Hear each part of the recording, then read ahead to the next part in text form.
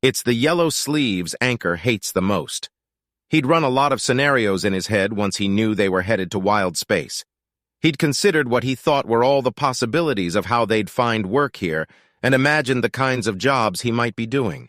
He'd mentally fished deep seas, his whole existence stinking of sea creatures and fresh, raw bait. He'd watched himself sweat through an environment suit, partly because of the temperatures and partly because of the danger, while mining raw bastia.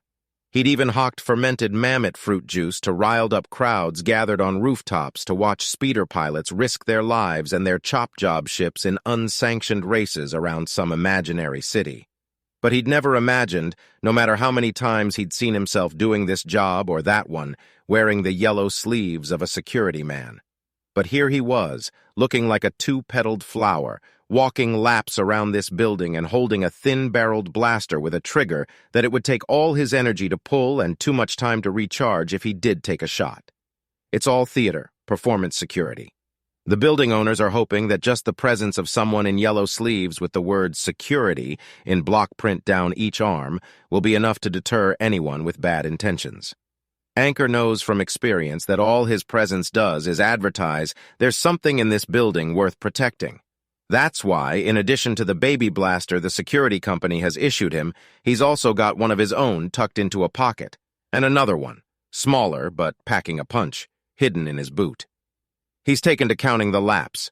It takes an hour to make 5 of them, and he's about to complete the final bunch for the day.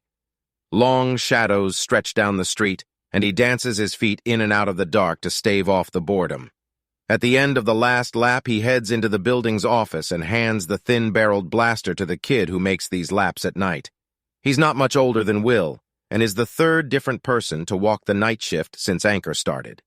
It takes only a moment to give the same all's-quiet report that he gave yesterday, and the day before, and the day before, and every day since he took this job 9 months ago.